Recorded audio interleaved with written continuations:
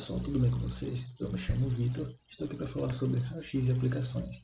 Bom, eu sou estudante da Universidade Federal de Alagoas e esse vídeo foi feito para a disciplina de Moderna 1, solicitado pelo professor Samuel.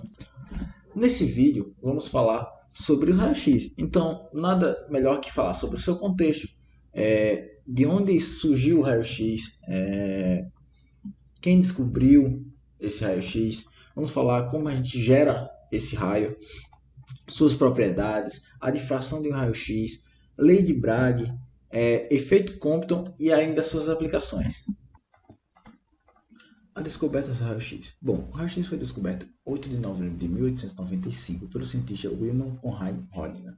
Ele era um físico alemão que se dedicava nos estudos de raios catódicos, que esses raios catódicos eram descargas elétricas em um tubo a vácuo que existia dois metais chamados cátodo e anodo.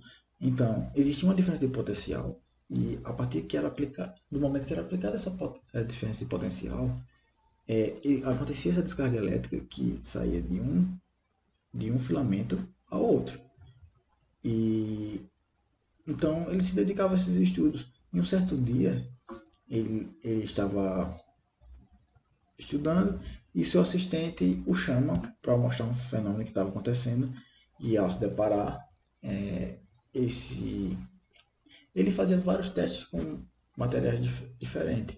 Então, nesse dia, esse tubo estava iluminescendo um local próximo ao tubo, uma luz fluorescente. Então, ele teve a curiosidade de passar a mão na frente. Essa luz estava iluminando uma placa, e quando ele passou a mão na frente dessa placa, ele percebeu que os seus ossos estavam sendo projetados na frente da placa. Foi a descoberta do raio-x. Agora que a gente já sabe como foi a descoberta do raio-x, vamos entender como produzir um raio-x. Bom, o raio-x são produzidos quando os elétrons são acelerados em direção a um alvo metálico. Beleza, como eles são acelerados? Existe um filamento naquele tubo, vamos dizer assim, um filamento cujo ele é aquecido por meio de uma diferença de potencial da ordem de kV. Então, esses elétrons saem desse filamento em forma de calor e atingem esse anodo, que ao ser atingido, os elétrons interagem com a matéria do metal e assim liberam energia em forma de raio-x. Mas existem dois tipos de raio-x: o raio-x de frenagem e o raio-x característico. Bom, o raio-x de frenagem tem uma característica dele que é a seguinte: que forma ele funciona? Esse raio ele tem os elétrons partindo lá do filamento acelerados, e ao chegar no anodo, no metal, ele interage com a matéria, ou seja, interagem com os átomos, e ele vai em direção ao núcleo dos átomos, cujo, neste momento, a gente tem a interação de cargas, que carga positiva e carga negativa uma atrai a outra, e assim, o elétron que está muito acelerado passa a perder velocidade, e pela conservação de energia, essa velocidade, ao ele perder velocidade, o elétron continua indo, porém com menos velocidade, a energia dissipada sai em forma de raio-x. Então, é dessa forma que acontece o raio de frenagem, devido a essa frenagem que ocorre no núcleo do átomo. Bom, o raio-x característico acontece da seguinte forma: o elétron que vem, eu vou separar aqui entre 4 momentos, momento 1, 2, 3 e 4. Bom, o raio vem em direção ao átomo e choca com um dos elétrons dentro da camada de valência. Então, nesse momento que ele choca, o que acontece? O elétron parte para um lado e libera energia para o outro. Mas que energia é essa? No momento que esse átomo é desestruturado, ele perde um elétron de posição, o que acontece? Um dos elétrons da camada anterior tende a chegar mais próximo do núcleo para completar e manter em equilíbrio o átomo. Então, existe uma perda de energia nesse momento que será liberada em forma de raio-x. Propriedades do raio-x. Bom, são radiações eletromagnéticas, não tem carga, não podem ser desviados por campos elétricos ou magnéticos. Bom, no vácuo ele se comporta como na da luz porque é onda eletromagnética. Propaga-se em linha reta porque ele não tem massa e não tem carga, então ele não é desviado. Propaga-se em todas as direções, em sentido radial. Provoca luminescência em determinados materiais. Isso é um fato que a gente viu lá já desde a descoberta dele. São penetrantes quando tem energia mais alta, comprimento de onda curto e frequência alta. Quanto maior for a voltagem do tubo gerador de raio-x, melhor eles atravessam o corpo. Bom, esses dois últimos fatos a gente pode pensar da seguinte forma: quanto mais energia eu dou ao meu sistema, no caso, quanto mais eu eu aqueço, mais agitação vai ter os meus elétrons, e assim ele vai ter uma frequência mais alta e mais energia. Analogamente à luz, as ondas ou outras ondas eletromagnéticas, o raio-x também sofre interferência, difração, refração e reflexão.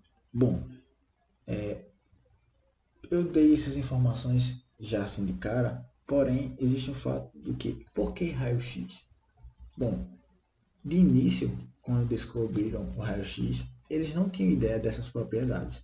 Eles não sabiam que ela era uma onda eletromagnética, eles não sabiam do seu comportamento. Bom, eles só tinham a ideia de que esse raio era um raio que atravessava objetos, então de diferentes densidades.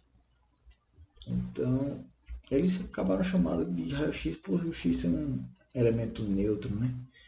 Então, vamos adiante. Bom, como eu havia dito, aquelas propriedades que eu falei anteriormente, para os cientistas na época, eles ainda desconheciam. Então, Max Lauer, ele tentou aplicar as propriedades de uma onda eletromagnética para conferir se o raio-x era uma onda eletromagnética. Então, antes de falar da difração do raio-x, vamos imaginar o seguinte, fazer uma revisão de difração. Imaginar o seguinte: você tem uma bola de tênis e você coloca uma luz projetando em cima dessa esfera, essa bola. Então, quanto mais você distancia, menor vai ser a sombra projetada depois da bolinha. Então, quanto mais a distância, então chega um momento que se você tiver uma bolinha, vamos dizer que você vai diminuindo essa bolinha, diminuindo ela de tamanho, chega um momento que deixa ela menor que 1 milímetro. Então você vai observar uma sombra que vai estar formada dessa forma, e isso se chama interferência. Então, existem também padrões de interferência em fendas. Ou seja, após ser gerada a onda, vai ter a frente de onda vai gerar novas frentes de onda, e em um certo ponto essas duas novas frentes de ondas vão se sobrepor, formando apenas uma onda, apenas uma frente de onda que terá seus pontos mínimos e seus pontos máximos. Então, essa é uma característica de uma onda. Então, o que Maxwell Lewis tentou fazer para o raio-x foi dessa forma. Porém, o raio-x ele tem um comprimento de onda cerca de 1000 vezes menor que um comprimento de onda da luz visível, que é na faixa de 0,1 nanômetros. Então, foi aí que Maxwell aplicou o raio-x em cristais, porque cristais ele tem uma estrutura muito compactada e dessa forma ele poderia criar uma rede de difração para aplicar o raio-x. Então, como um cristal ele tinha aproximadamente sua distância de um plano ao outro, aqui plano de átomos, ele tinha uma distância muito pequena, que é aproximadamente da ordem do comprimento de onda do raio-x, então dava certo. Dessa forma ele poderia observar esse padrão de interferência caso fosse uma onda eletromagnética. Foi então que, após os experimentos, aconteceu. Então, vamos lá. A técnica usada para o raio-x. Está lá o tubo de raio-x, que é aquele filamento que incide no anodo. Então, existia uma placa de chumbo com um furo no meio, para que esse raio-x ele só fosse emitido um feixe de raio-x que incidisse nesse sólido cristalino e uma chapa fotográfica para receber essa onda que viesse a atingir com o seu padrão de interferência, que está aqui desse lado direito. Foi dessa forma que Lauer provou que o raio-x era uma onda eletromagnética.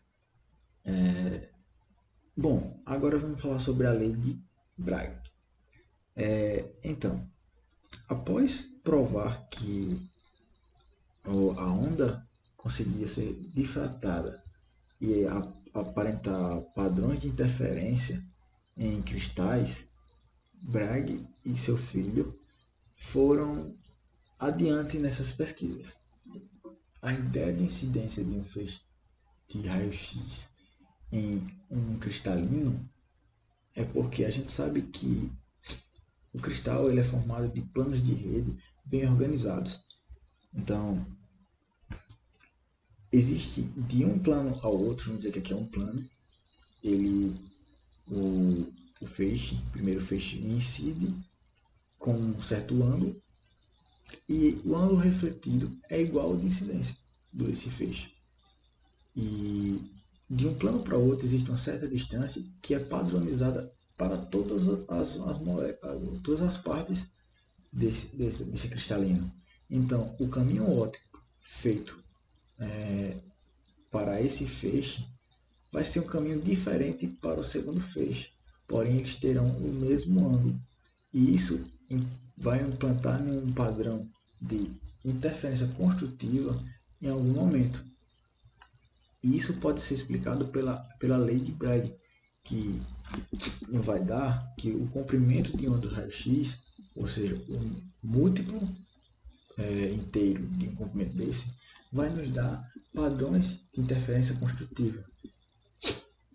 E a gente tem a dependência dessa distância, que vai determinar se vai ser um múltiplo inteiro ou não. A gente pode utilizar isso para saber qual o ângulo de incidência que vai influenciar nesse padrão construtivo. Bom, vamos falar um pouco agora sobre o efeito Compton, dado uma homenagem ao cientista Arthur Compton. Em 1922, Compton percebeu que o comprimento de onda de um raio-x que era espalhado após incidir em um alvo de carbono era sempre maior que o comprimento de onda dos raios incidentes. Isso, para a física clássica, não deveria acontecer, porque sempre ficaria constante tanto a frequência quanto o comprimento de onda. Isso já estava sendo observado por outros cientistas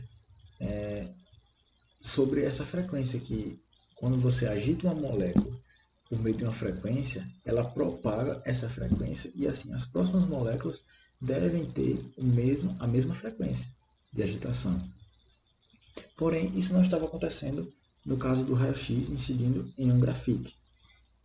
E isso que eu falei anteriormente é para uma propagação de onda. E não tinha como explicar esse fenômeno que estava acontecendo diferente, para o padrão de onda eletromagnética ou onda mecânica. Foi então que Compton tratou esse raio-x não como onda, mas sim como partículas. Então, existia esse raio-x incidindo em um elétron. Então, ele chocava com esse elétron por meio de colisão. Então, você tinha uma onda de fótons, não onda de fótons, mas sim fótons que carregavam energia, chocando com esse elétron e dissipando essa energia. Parte da energia seria espalhada em forma de raio-x e parte da restante da energia, durante o choque, essa colisão com o elétron, era dissipada de forma de energia cinética, arrancando esse elétron. Então, como relacionar essas energias? A gente sabe que a energia de um fóton é igual a constante de Planck vezes C. E esse lambda zero seria o comprimento de onda inicial desse fóton. Também temos a energia depois do espalhamento, que seria o comprimento de onda vezes a velocidade, e esse lambda, que seria o lambda depois do espalhamento. Em comparação à energia do elétron, temos que, já lá desde o efeito fotoelétrico, a gente sabe que a energia do elétron é igual à constante de Planck vezes a frequência de onda. Então, a gente pode sim relacionar essa energia dissipada para o elétron e para o fóton espalhado. Então, dessa forma, deixando de tratar a luz como onda eletromagnética e sim como partícula também, para a explicação desse fenômeno, temos a ideia da luz como a dualidade onda-partícula ou partícula-onda. Bom, vamos falar um pouco sobre as aplicações utilizando raio-x. Bom, algo muito utilizado foi para a caracterização de materiais. A gente tem a lei de Mohs, que utilizava a frequência obtida, a intensidade da potência que gerava o raio-x em relação ao comprimento de onda. Então, quanto maior a potência, ele tinha uma maior intensidade e assim um comprimento de onda menor. Utilizando esses métodos, para cada material, ele obtinha novas frequências. Assim, ele poderia caracterizar qual tipo de material a partir dessa onda incidida. Bom, a gente teve, dessa mesma forma, a lei de Bragg, que também utilizava a caracterização para materiais, utilizando aquela variação do ângulo e assim determinando a distância de uma rede cristalizada, entre outras. E em 1953 também foi utilizado para caracterizar o DNA. Então, o raio-x é utilizado para muitas áreas, incluindo a biologia. Olha, aqui eu tenho uma imagem da caracterização do DNA, dia da descoberta disso. O raio-x também se aplica muito à medicina, à odontologia, para tirar imagens de fraturas, dentição dos pacientes. E é isso aí.